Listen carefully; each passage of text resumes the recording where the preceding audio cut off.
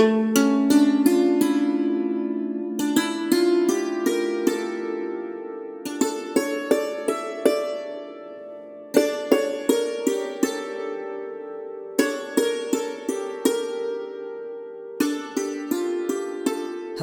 and welcome to So You Think You Can Rule Persia, the podcast where we rate and review all the kings of Persia from Diocles to Yazdegerd III.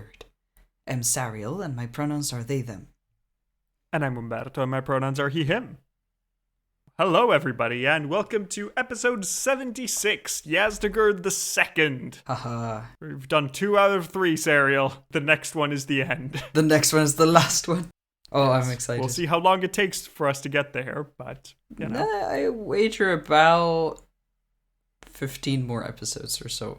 That is, 16 is the correct number, yes. So you're very close. I am aware of how many episodes we're going to have, roughly, so. Mm-hmm. So we'll see how that goes. And, what do you think about Yazdegerd II? Do you think he's going to do a good job? Okay, so... Following up on the, epic Bahram V, who did a reasonably good job. Well, but epic because we actually have some stories about him. But but yes, he did fine, right? He did fine. Yeah. After the nobles got in his way for a little bit, but then it was solved.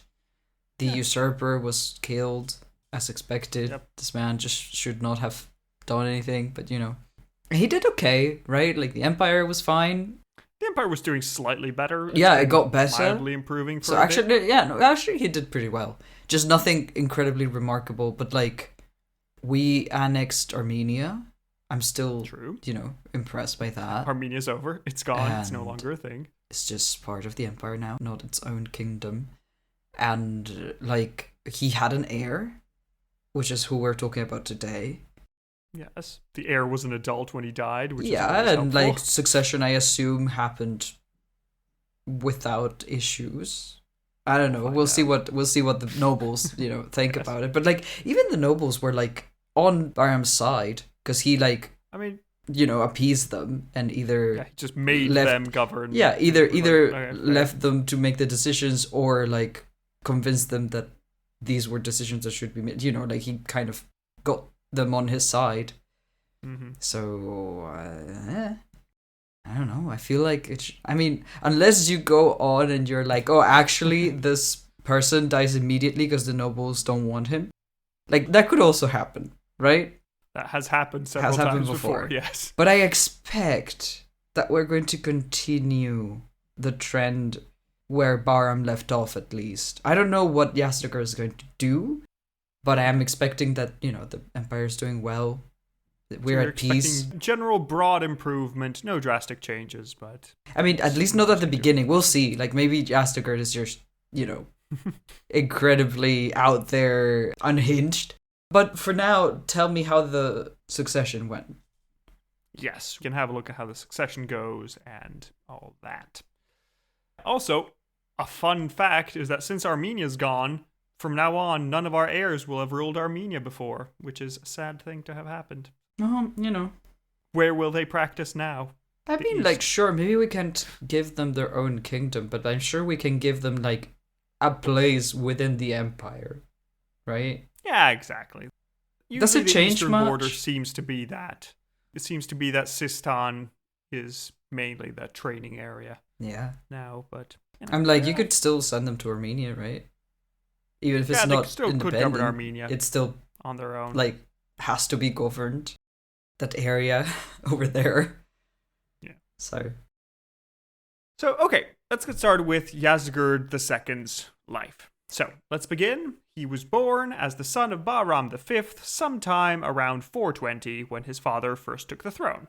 Nice. So he's born as a young baby when the whole civil war was going on, the year of the 4 King of Kings. Yeah. And behold, baby. Wait, so was he born before? No, he was born while Bahram was king. It's unclear. He was born in the same year Bahram became king. Okay, because last episode you asked me what do you think Bahram is doing now? And I'm well, it would be good for him to have an heir. Yes, he had an heir by the time he was king, which is great. Okay. Which is an efficient So it might have been time. a bit before or a bit after. Yeah, we're not sure. It's roughly around the year. Is it going to be a problem? Are people going to be like, well, he didn't have this heir while wearing the crown? Apparently not. Everybody's relatively chill about this because, if you look at it officially, according to the official story, Bahram was meant to be the heir anyway, and so his heir is legal all along. Yeah, of course. If you're treating Bahram as legitimate king, they've played that card before. So if somebody had the power and the skills, they could just say, but Yazdegerd wasn't a prince when you were king, so it doesn't count. But fortunately, nobody's around to contest that. Good. Okay. Because Yazdegerd becomes king in 438 after his father dies, possibly on a hunt we saw. That might have been an option, falling into a So he might be around 18. So he's young, but he's an adult. Yeah. So he can rule in his own name. Okay. Which is also probably why we don't get the succession contested, because if he has any younger brothers, they're all underage. Mm-hmm. He definitely didn't have any older because they would have succeeded. And so it was very standard. Ones. So, eldest steps up on the throne. Yeah, it's a very clear, clean succession without any threats, which is lovely to have for once. Yeah. Good times. This is how it should work. Yeah. And fortunately for us, Yazdegerd is overall seen as a better king than both his father and grandfather. Nice. Because he was interested in the good of the country, justice, without the supposed cruelty of Yazdegerd I that we saw was... Right, which might or might not be a thing, but he has that fame of being really ruthless. While at the same time, he's not following his father in being obsessed with feasts and hunts. He's actually taking an interest in government. He isn't just... He wants the job. All the time. Yeah, he wants the job. And to be fair, Yazdegerd has been trained all his life for this job. Well, Bahram was a second son and probably expected his elder brother Shapur to succeed. Yazdegerd has always been the firstborn son of the king, which means you're going to rule one day. Yeah. He's also apparently, due to all these qualities, he's said to have been nicknamed Yazdegerd the Gentle. Oh. As opposed to Yazdegerd the Accursed, well, that's which was the previous one. So, Yazdegerd the Gentle, that's a good name. I am a big fan of this. I have high expectations for this episode. Yeah, let's see how well he does. Because we're told that when he became king, he made sure to take care of his people and organize the army against enemies of the empire. He made sure to take control quickly and efficiently, making sure, all the generals are loyal, everything is in order, there's no risk of another civil war like last time. And all throughout, his father's minister Amir Narse ruled as chief minister of the empire, as he had done during Bahram's reign and the end of Yazdegerd I's reign. So he's been there for a long while.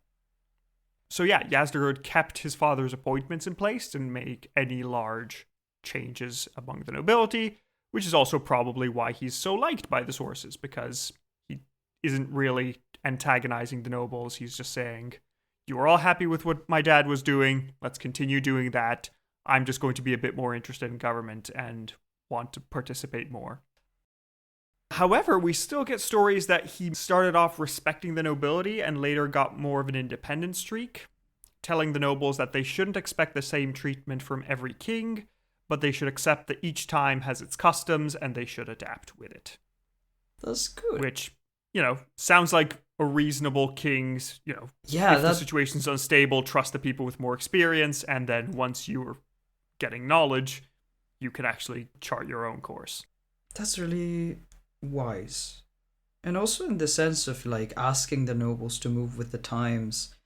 Because if things go relatively well, you will have your own collection of nobles that rule with you, and then the next king will have a different one, because those nobles, the younger ones will be then old, and then a new generation will come, because people don't live forever. So all the people are going to change, and with each king it's a slightly different situation. So it doesn't make sense for people to continue to ask for the things that their grandparents have been asking, right? Yeah, they should adapt, to the new circumstances of the empire. The empire is changing, the world is new. Yep. So if there's some old ministers clinging on to power, they should be ready to adapt to what the new king wants. Because, they can't use the same strategies forever. Eventually, they'll have to change. One of the things that Yazdegerd changed is that he no longer had long public audiences like his father, Mm-hmm.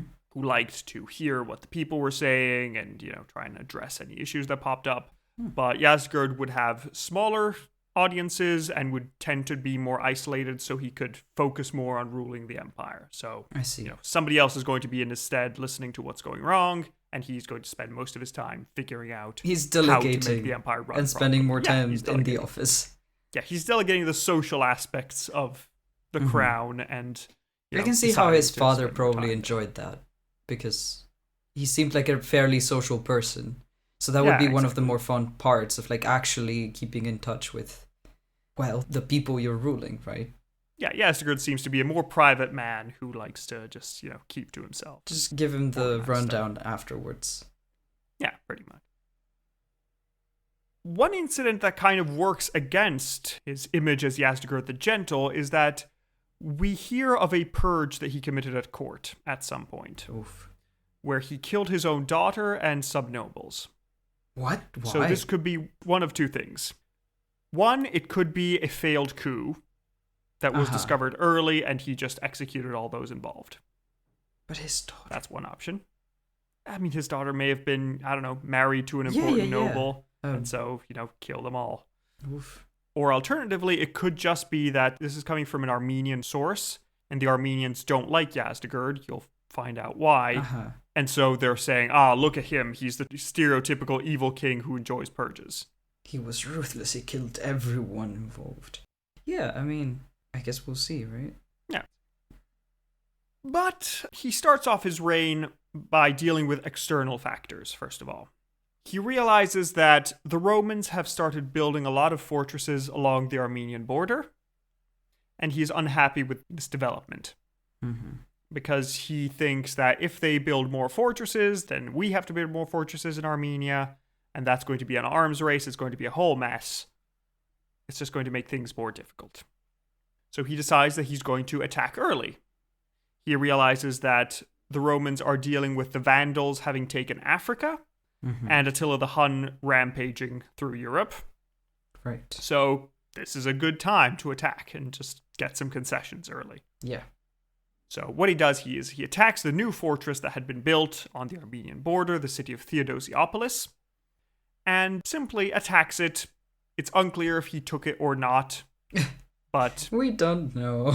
Again, this is the type of war we had under Bahram as well, where it's like, none of us really want this war, we just want to get it over with. It's just a violent method of diplomacy, and we want to look tough for our internal audience. And Yazdegerd's a young 20-year-old king. He wants to prove to the nobles that he can do this. He is the man for the job. And don't look for other nobles. Even perhaps if there was this attempted coup, he is trying to consolidate power and show that they shouldn't replace him. He knows what he's doing. Right. So the war doesn't really last very long. It lasts a year, if that. And it seems that in the end, the Romans agree, okay, fine, we'll stop building fortifications along the Sassanid border. And hey, we'll pay a little bit extra for the Sassanids to fortify the Caucasian passes against the northern invaders. You remember, that was a provision that Bahram had extracted from the Romans in the previous war, where it could be spun as we're getting tribute from the Romans, and the Romans can spin or we're it working as, for them, yes. Yeah. So Yazdegerd is getting a bit more money and the concession that Romans won't build extra fortresses. So good, the border stabilized, we didn't have to pay that much in it, it was a small, quick war. So, good enough. Yeah. It also looks like the Sassanids did have to protect these northern passes, because there were several nomads up in the north of the Caucasus, among which was the empire of Attila the Hun. So possibly they actually wanted to stop the Huns from streaming into Mesopotamia and wreaking havoc there. Yeah, which is pretty good. We're seeing what they're doing in Europe. We don't need... Yeah, we don't want them to move over. That'll be unpleasant.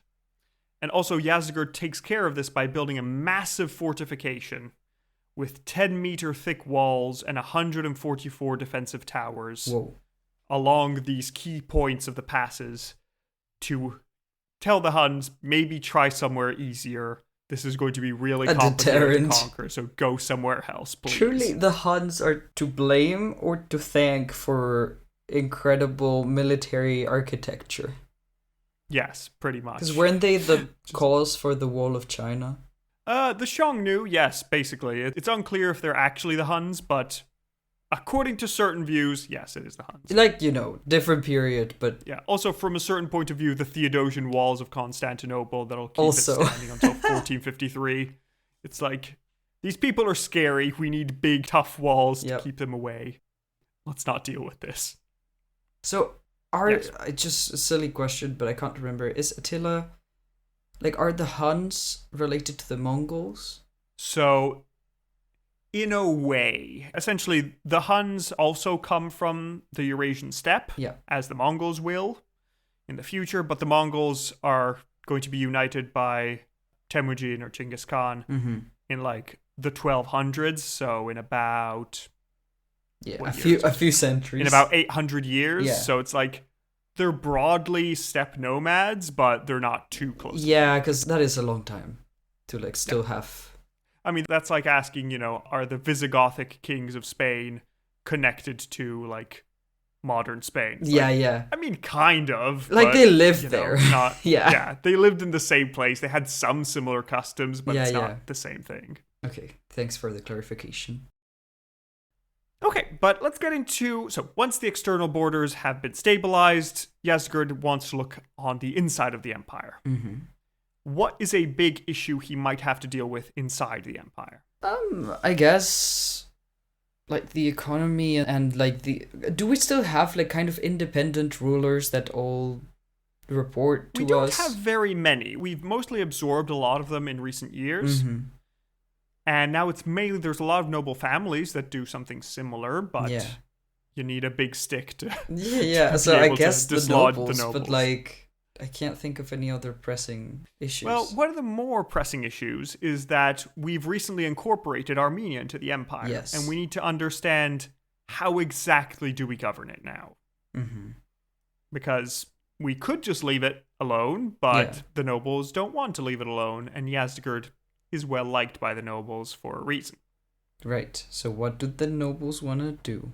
It looks like Yazdegerd was quite pious in his Zoroastrian views. He may have also been a Zurvanist, which is a form of Zoroastrianism where the universe was created by a supreme creator called Zurvan, and then Ahura Mazda, the principle of good, and Angra Mainyu, the principle of evil, were derived and were equal and opposite to each other. So it's not like there is one god that created the universe and is good and lawful, and then there is a lesser evil, which is chaotic and evil.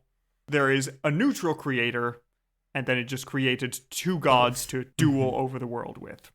So it might be that he was in this version of Zoroastrianism. We're not sure, but hey. Okay. Right. So I'm picking up what you're putting down, and I assume this has to do with religious views and how we're going to, if we're going to impose any. Yes, exactly. And, according to one source, Yazdegerd studied all the religions of his empire and ended up choosing Zoroastrianism as the best one. Okay.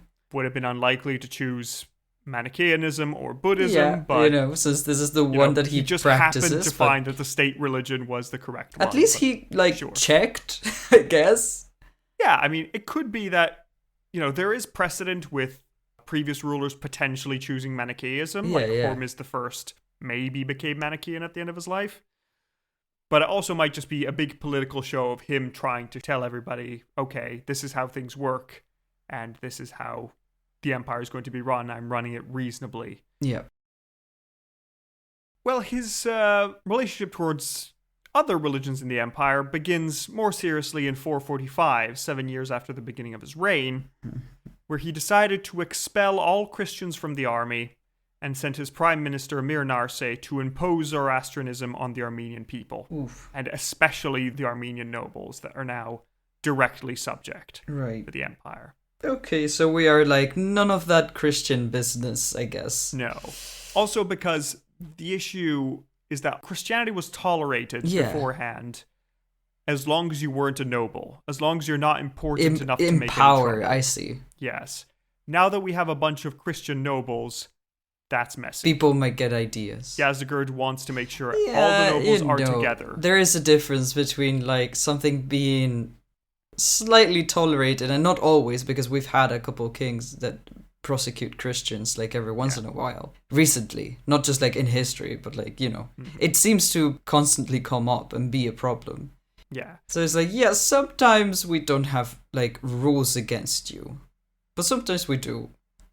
Yeah, also it's a matter of legitimacy, because if I am legitimized as King of Kings by Ahura Mazda and you don't believe in Ahura Mazda, we have a problem. Yeah. See, just keep the religion out of the politics. I feel like it would, then this would not be a problem. Yes, well, we need to just wait for the Enlightenment in 1300 years, and then we'll be fine. This is right around the corner. Partially. Yeah, it'll be fine. It'll be all... I mean, well, you'll find out in a few episodes, but stuff is going to happen soon. Yeah, I'm sure. With state and religion. But anyway. So he's trying to convert all the Armenians. Yeah. How does that work out? Mm-hmm. It looks like the persecution sort of spiraled out of control of the Sassanid authorities. It was meant to be limited to the nobility and some key citizens, but it spreads out and there is violence. Oof. That's not good. No, that's not great. This results in an uprising of the Armenian nobility. Yeah. Although it's interesting to note that it's only some of them, not all of them. So it's not just like a general rebellion of Armenia wanting to become independent. No, it's just some nobles that are unhappy yeah. with policies. Yeah. So they rebel, they kill a bunch of Persian officials and Zoroastrian priests, and try to look for allies among the Huns and the Romans. Yeah. But they don't really get much from them. They either didn't have resources or didn't really care enough to help. I mean, because what is the goal? Armenia is not going to it's separate kind of unclear from... Yeah, like, you could become independent again, but then, like, are you? Like, all these nobles have, like, messy territories. It's not a unified kingdom anymore. It's all just individual nobles on exactly. their own. I feel like the Romans and the Huns, like, even if they did pay attention to this, they were like, and then what? Like, there's no point. Yeah, so it's not great. Mm-hmm. And, yeah, in response, Yazdegerd sent a powerful army under the Prime Minister Mir Narseh, and they crushed the rebellion over the course of a 4-year war, killing a large amount of Christian priests and nobles, with those who survived being exiled to the eastern edges of the empire, where they could be more disconnected from the people they'd incited to rebel. Yeah. Makes sense. Not nice, but... Sorry, did they, like, get to keep the religion, or were they converted?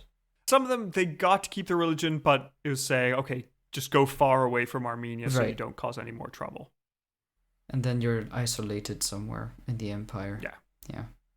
I mean, we'll see that eventually, Armenia is still Christian to the modern day, so... Yeah, so... It happened. They weren't very successful in suppressing their religion, but... kind of cool. Eventually we will have, in our story, some Christian Armenian nobles. So eventually they'll make their way back, but for now, this is the policy that Yazdegerd is following. Well, at least he didn't just kill all of them. No, exactly. He killed those that there's still nobles that are Christians. Like, there's still people in positions of power that are Christian. Yeah, and the fact is that since they are powerful, you can't just kill them and be done with it. Yeah. It's not how it works. You need them to administer that part of the empire. Mm-hmm. So Christians are not happy. Guess who else is unhappy? Can you think of a religion that would be persecuted? Just a random one. The Jews. Religion. Yes. They're also being persecuted. Hooray! Surprise. Yeah. Must be a refreshing new thing for them. Because, he first forbids the public celebration of the Sabbath, and then he later closes some Jewish schools and executes some of their heads that were more vocal about the religion. Mm-hmm. The Jewish people respond in a way that doesn't reduce tensions, because they take some Zoroastrian priests and flay them alive. Yeah, that's not going to de-escalate things. No, it does not. I understand, but also... Yeah. You're not making friends. But nope. But yeah, as we mentioned before, Cyril, it looks like in all these cases with the Jewish people and the Christians, there's no systematic mass conversion of the people. It's mainly a top-down thing. We want the nobles to follow the state religion to be properly integrated into the aristocracy of the empire. So, okay.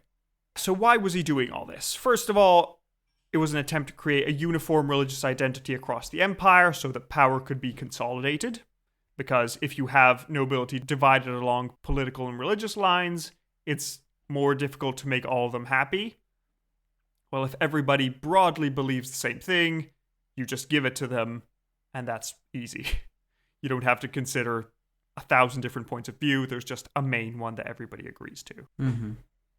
Beyond that, there's the usual concern that Christians in the empire could be a pretext for war with any Roman emperor, and that any Christian rebels could call upon Rome at any time to help them out. So we now have a big Christian population in the empire. The Romans have a free excuse to invade anytime they want because they're the Christian empire. They can just do this because all Christians in the world are their subject. You want to try and reduce that possibility as much as possible. You want to make sure that things work well. A bit like during the Christian persecutions in Rome, devotion to the correct Mazdaean faith could also be seen as a sign of submission to the state and the king, and refusing to do so could indicate a resistance to the state. Mm-hmm. So you want to make sure that all your nobility is correctly aligned and properly loyal. You can add on to this the fate of Yazdegerd I and most of his predecessors who had all been killed for not following the desires of the nobility and religious establishment, and Yazdegerd II is, trying to survive and trying to make sure the empire continues to prosper. It's also an interesting internal policy that he decides to change the way in which coins display him by tying himself to the mythical Khayanid dynasty and calling himself a Khayanid. Do you know who the Khayyanids are, Serial? We've talked about them before. We may have mentioned them beforehand, but not in detail. Okay, then I'm not sure. My first idea was were these the, back when the steppe people that, essentially gave legitimacy to some of the first kings? That's sort of the spirit of the thing, essentially. Because, okay, so I'm not that much off. Because the Khayanid kings are those that in the Shahnameh are the less mythical kings that come after the more mythical kings. Yeah. So they're essentially a very distant memory of the old Achaemenid Empire, like Darius the Great and all that. Okay. In Shahnameh canon, the Khayanid kings are eliminated by Alexander the Great coming over and destroying everything. Mm-hmm. So Yazdegerd is saying, hey, do you see those really cool structures that we have from before Alexander the Great? I descend from those people. That's where my legitimacy comes from. We've ruled here since forever. That's fun. I'm glad that he's nice. I'm gonna go way back with it. Yeah, and this is also going to be a trend because a lot of people after him will consider this as their source of legitimacy. Am I basing this on any evidence? Just trust me. Yeah, just like I'm king, they were kings. There's a clear we have so connection much in there. common. Exactly. And yeah, also in his iconography, Yazdegerd adds more fire altar and religious imagery to show that he is strengthening the religion. He is a pious man. And please, nobles, don't kill me. But okay, time for the east. What is happening on the east of the empire? We had some invasions by nomads. There is some bubbling in the steppe, which will overflow in 2 kings from now. But essentially, Yazdegerd takes the Armenian nobles he had defeated, and he takes their armies and brings them to the far east to fight nomads. Mm-hmm. So he can test their loyalty and get them away from Armenia so that they can't start a new rebellion. He starts to have a few campaigns in the east against the Kitterite Huns. There is no real decisive battle. There isn't anything massive. The nomads resort to hit-and-run tactics to slowly grind down the imperial army. Mm-hmm. And in response, Yazdegerd just sends yearly raids into the nomad territory to capture prisoners and tear down some of their fortresses on the border. But again, it didn't really have a massive effect. It's more seen as a PR victory because he doesn't have to pay the nomads to keep the empire safe. He can just fight back. But it's not really leading to a permanent solution that will lead to long-term peace. It's more of it's a band-aid. It keeps things in order for now, but we'll see how things go long-term. And then guess what happened? Something very shocking happened in the year 457, Serial. Okay. Can you guess? What is the most shocking thing that could happen to assassinate king. They die? He dies of natural causes. Oh my god! Let's go! He is the first king since Shapur II to die of natural causes. Yeah, that's true. It has taken so long. Everybody else always died violently. But I mean, maybe he his gets to dad die died of like an peacefully. illness, right? Possibly, yeah. But, the main story is that he died in a hunt. But Yeah. he's the first guy to definitely die of natural causes. Amazing. So, good on you. When was this? 457. 457. He was relatively young. Yeah, He was born in 'cause, 420, so it was like 30s. 37 years yeah. old, actually. So, probably caught some nasty disease. So, could be better. Mozart age. But, yeah, Mozart. What did Mozart die of? TB? Let's say I don't Yazdegerd know, died of TB as probably. well. Probably. Lots Lots of people have died of TB. And continue to do so. not a nice Weirdly disease. enough. But, okay. Cool. He's dead. Yeah. Who's next? Do we have an What heir? comes next? We have 2 heirs. Right. How That's old an are issue. they? They're both adults. That's Okay, great. good. Oh no, they're both adults. Okay. Do Did they get Yazdegerd along? nominate any one of them? Yazdegerd did not choose one of them. He decided the nobles can decide who should succeed. Bro, I mean, okay, hear me out. Yes. So, listen, I have a theory. Yes. The nobles just regardless, because their ideas are never good, but it's their idea, so they think, that they just know how everything works so much better, and they like their ideas and what benefits them is always like, oh, we must. So, the nobles are always going to get in the way, even when it's a terrible decision that is immediately going to be like undone, or it's going to just throw the empire into an age of darkness. Yes. So instead of just choosing a clear path, like, who was it that had like thought down like for generations? Shapur the First. Yeah. Had like Which a is whole list immediately of- gonna be, like sidetracked, and nobody's gonna follow it, because why would they do the reasonable thing from a man that like was really reasonable and wise and probably like, had better ideas than them? Like, these people don't. Ignorance is very brave and forward. Yes. So like, you can't convince them like, no, my idea is better. And they are going to interfere.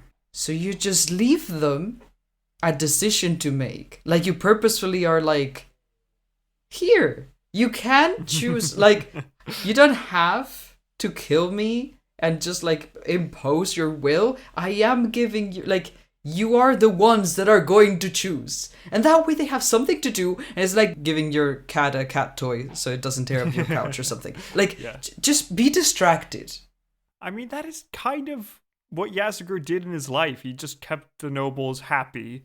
And now, with this choice of heir, he's saying, listen, I have 2 sons. One of them is my eldest son and has been governing the kingdom of Sakistan for a while. His name is Hormizd. Nice to meet him. The other one is Peroz. He was also there. Yeah. You may choose who you want to succeed. Best of luck. Yeah, it's like, oh, it's a hard choice. I don't know who I would choose. I don't want to impose on your will, because if I do, you're going to choose the other one, and it's going to be a mess. So, like, it's a really hard choice, and I cannot choose because they're both my children. So you do it. And then be like, the person who has been preparing for this their whole life? Or the other guy?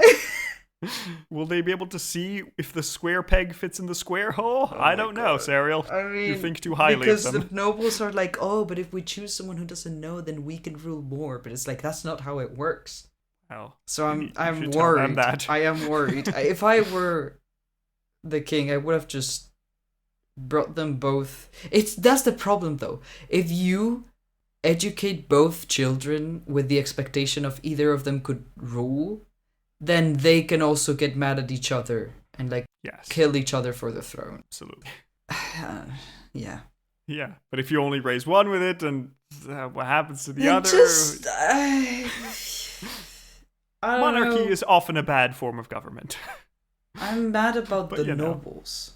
Not Yeah. about, like, if they weren't idiots, we wouldn't have this problem. Well, I'm just very excited for something that's going to happen in How many episodes? Oh, I need boy. to keep counting down. 1, 2, 3, 4 episodes. Oh boy. Somebody who's equally frustrated with the nobles will come to the throne. Good. We'll see how we try. Catharsis at last. Yes. I really liked, who was it who was like really, really take no shit from the nobles and everyone was afraid of him, but he did great. I forget the names. Shapur II was very probably. good. Yeah, It's just like he reigned for 70 years. And yeah, he did was amazing, terrifying. and the nobles did not dare question. Of course, the moment he was off of the throne, then they rose again. But it was a good. But there were 70 years of everything Yes, being so like very an nice. entire an entire generation of nobles that just like Did not know. That knew that they At should least, fear the king. one of them could have been born and get to be in the court and die, and Shapur is still there. That's great. That's a good one. But yeah, for now, next episode we'll talk about Hormizd III, who was the guy who Okay, was trained spoilers. to be king. Let's see how well he does. I don't like this. I don't like this at all. This already. Oof, no. Well. Oh no. Stuff What was the happens. name of the other brother? Peroz. So are we gonna have a Peros the first? Well, we Because- might. Oh no. I'll tell you that Oh, there is no. a Peroz II who is a usurper. We'll find out. Don't Find out if like that's ever this. relevant. Chrissy, wake up! No, but Yeah. oh god, why? I was hoping. Hey, this king died of natural causes, Serial. Focus on the present. It's Yeah, lovely The here. Empire's doing like okay, I guess. Yeah, it's been doing fine. I want a golden age. Well, you say that. It's coming, Serial. Okay. It's coming. It's going to be so golden. It's going to be so shiny. We'll need 2 double episodes. Amazing. It's going to be big. Oh yeah, true. I forgot that when we get a golden age, then we we suddenly have to Yes. record for like 3 hours at a time. Yeah, exactly. It takes time. Golden ages take work on our part more than anyone else. But at least it's like nice, and Yeah, you know, it's good times. you get to talk about nice things that happen. So, okay, are you ready to rate Yazdegerd II, Let's do it. Serial? Let's go. Our first category is final moments. How interesting was his death? Not at all. First king to die of Cool. natural causes Don't get me wrong, in but 59 years. dang. Took a while. Yep. I think it's not interesting, but it's interesting in the fact that it's not interesting, so I'm going to give it a point. Yeah, sure. You just think You it's match it as interesting in well? the fact that it hasn't happened in a while. Yeah, exactly. It's just like, I haven't done proper statistics. I will for the rounds, but I'm interested to see how many of these kings died in their beds and how many died through some other violent means. Uh-huh. But yeah, so are you sticking with a 1 as well? I am gonna give it a 0. Okay, fair enough. So with a 1 and a 0, we get a 0.5 out of 10 for final moments. Our next category is battle hardness. How good was he at war and fighting?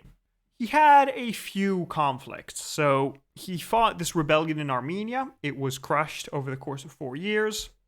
That worked out for him.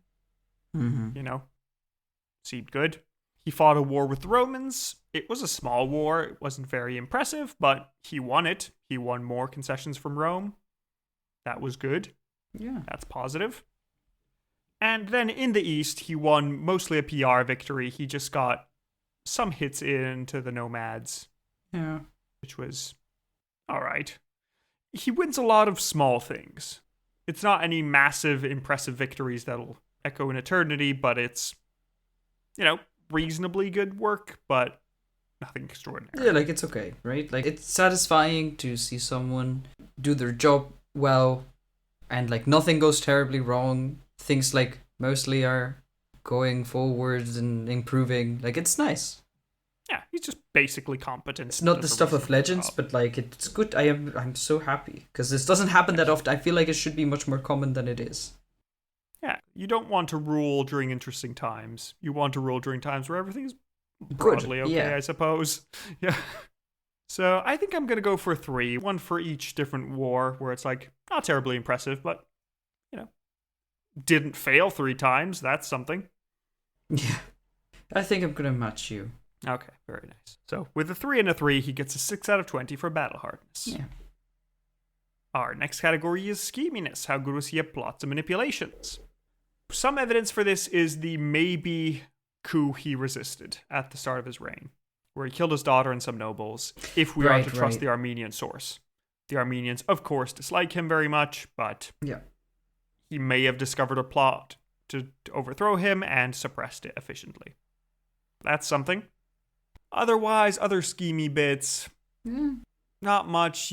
Again, depends if you want to give him like a tiny point for being able to properly handle the nobility somehow, that they all remain somewhat calm for several years.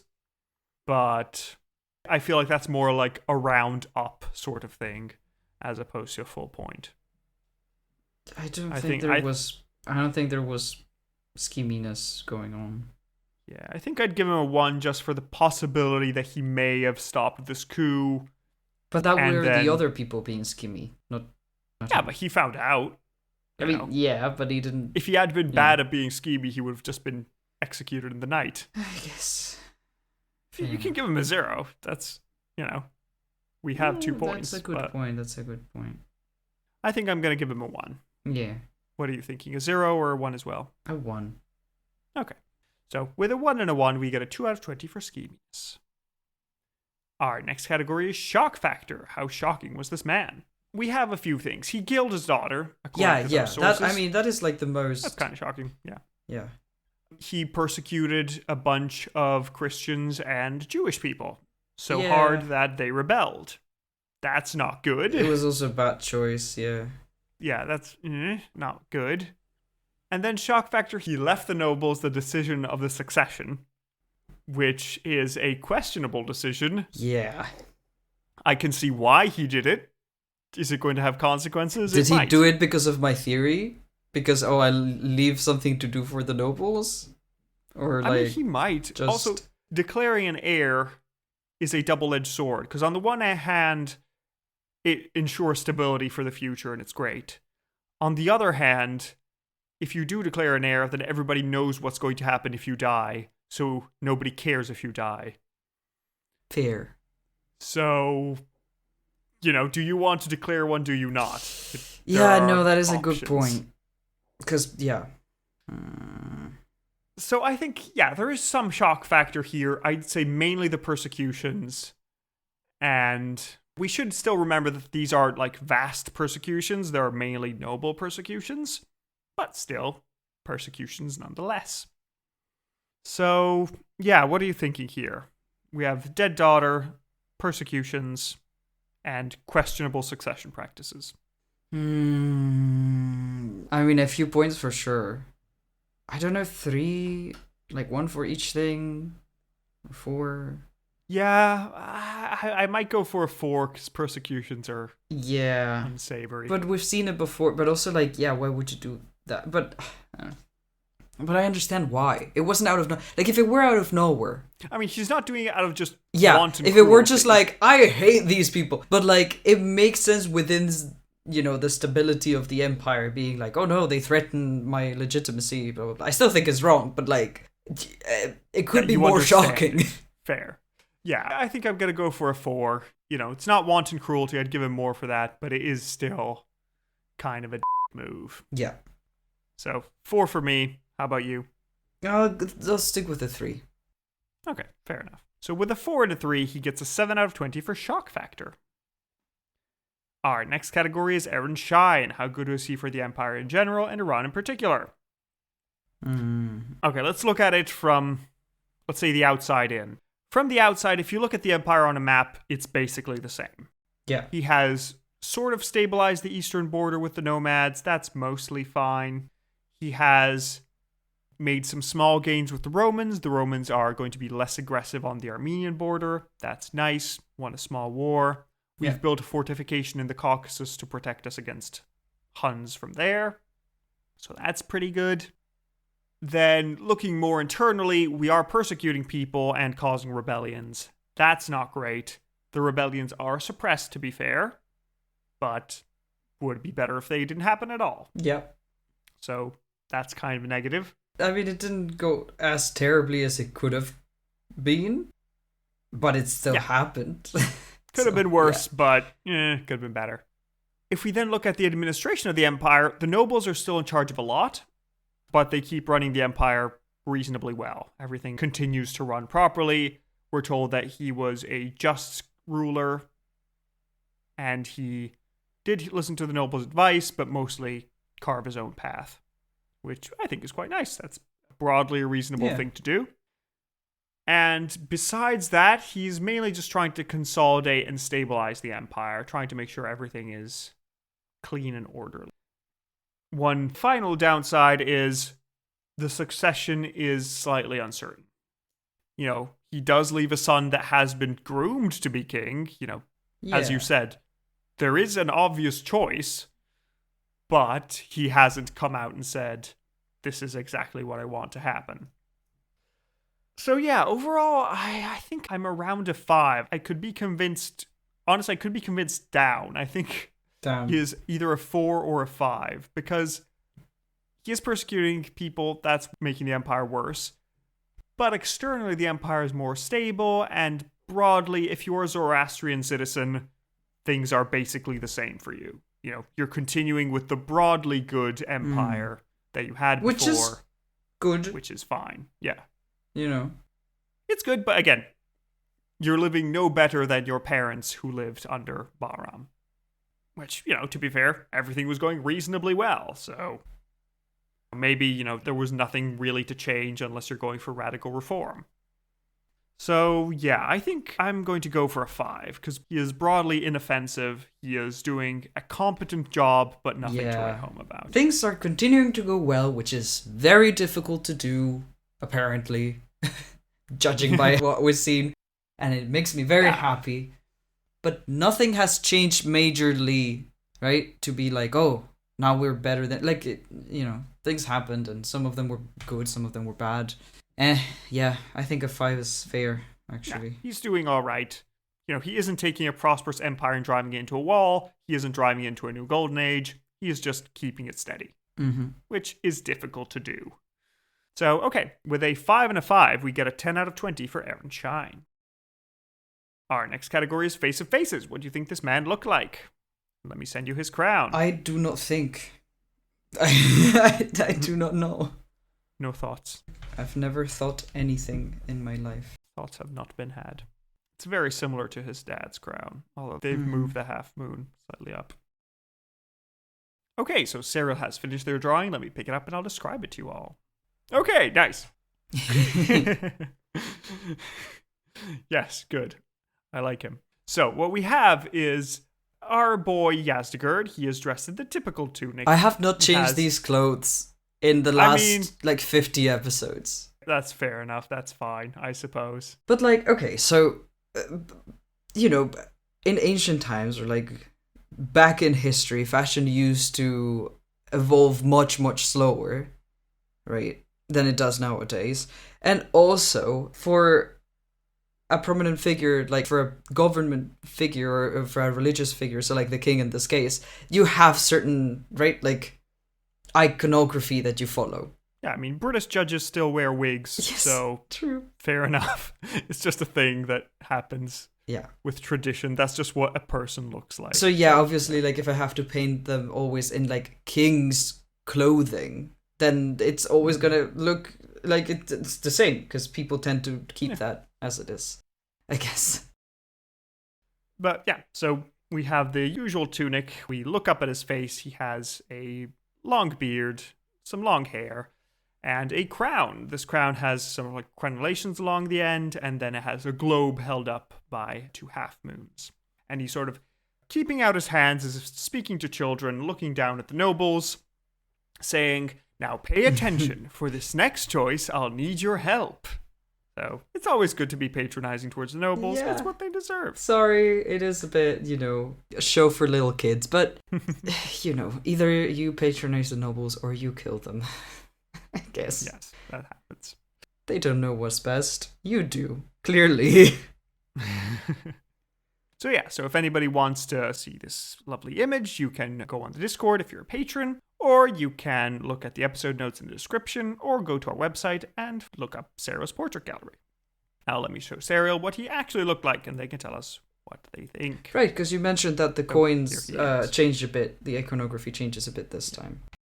I mean, sure, but like it's still a coin with a It's an alright with a coin. dude and It's profile, like with a stylized okay.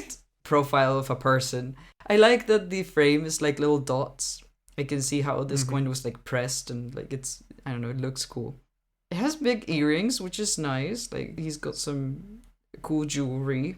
Short beard, shorter than I drew.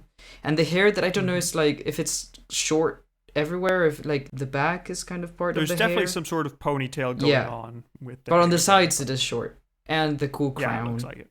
Yeah, and I like the writing on the side. It's pretty cool. Yeah, that's where he's saying he's a Kyanid king. Yes. What alphabet is that? That is the Pahlavi script It looks It so is. cool. for Middle Iranian. Yeah. I Middle mean, Persian, you know, actually. Yes. makes sense. Yeah, but like I'm not that impressed. Like it's cool, but like, you know, I'll go with like a 2. Yeah, I think it's okay. I like that it's fine. I think a 4 is good. I'll just give him a 4, so I'll be nice and steady. Well, then we can have a 3 in between us two. Because like, Yeah, yeah, at least it's contemporary, is well preserved. fair enough. All right, so with a 4 and a 2, we get a 1.5 out of 5 for Face of Faces. Hooray. Our next category is lengthiness. How long do you think he reigned? Well, I know exactly because you told me. So I'm going to Yes, say 18 years. that's helpful. 18, 19, depending on, Yes. you know. Yeah, 19 years, because he reigned from 438 to 457. Yep. Reigning 1 year longer than his father, so we've had Oh. 2 reigns that are close to 20 years, which is great. Yeah, we incredible. love to see that. Wow, everything has been going so well. The last 20-year reign we had was Yazdegerd I, and before him was Shapur II, Yeah. so we're in a relatively chill period, which is nice. We love to see it. So, okay, divide 19 years by 10, we get a 1.9 out of 5 for lengthiness. Which brings us to the final score, which is a grand total of 28.9 out of 100, which is surprisingly giving him a tie with 2 other kings, Ooh. which I'm amazed we get that, but fine. You know. So he is equal to Hormizd II, who was just before Shapur II, so doing an okay job. Yeah. And Alexander I, Alexander Balas, who kind of messed up the end of the Seleucid Empire, but But at did least well he was before. chaotic while he was doing it. Yeah. So there we go. And just for completeness, he is under Narse and above Bahram I. So Nah. it's not a great category, I would say. But that makes sense, The right? people here aren't amazing. Because but we did, like, at least Yazdegerd did a reasonable yeah, job. again, like our points are more for like, do you make a good story more than are you a good Yeah, king? exactly. Being a good king gives you more points, but also like being really schemy or being like really good in battle or Mhm. being really shocking, which might be like, you know, you're a terrible king, but you did crazy stuff. Yeah. So, yeah, So that makes sense. This was not the most riveting episode, so. that suggests an answer to the next question, which is he stable enough? Is he ordered enough? Is he kind of leading succession up to chance enough to Oh be my a Shah God. Shah? Or is he Ugh. just a Shah Nah? Like, no. It I wasn't think if that his father interesting. didn't get it, then Yeah. he's not gonna His get father it. He's might just have, like- because it was like a bit more interesting with all the Yeah. myths and the legends and the tales, but yeah. Yeah, Yazdegerd, does a reasonable job, is the kind of ruler you'd want to have, Yeah. unless you're a Christian I guess, or yeah. a Jewish person. Yep. Those would probably not love Not him, everything but, was great. But at least there's not if a you're lot a random of Zoroastrian. then, things yeah, going on in pretty the good. empire, Right. you know, not a lot of unrest. So yeah, sorry Yazdegerd, you have to go off into the desert and you can talk to your dad, Bahram, and say that things are still keeping up pretty well, so that's good. Hopefully everything continues to go well for the future. Yeah. And that is the end of our episode. Thank you very much for joining us. We hope you enjoyed Woohoo. our Yazdegerd II. Join us in the future at some point for Yazdegerd III. That's going to be an exciting one. That is quite a long episode because of so many things happening, but you would expect that from the end of an age. Yeah. In the meantime, if you'd like to support us, there are many ways to do that. You can join Patreon, like our new patron, Yashar. So thank you very much. Thank you. And we just finished voting for our new miniseries, which will be running all throughout our Northern Hemisphere autumn, where essentially we'll be talking about the enemies of Iran, which is Ptolemy III, who helped with the Library of Alexandria and invaded Mesopotamia back in the Seleucid days. Damn. Pompey the Great, who invaded the East so hard that they started a new calendar with the Pompeian era. That's, and then he also fought Caesar, but that we don't care about that.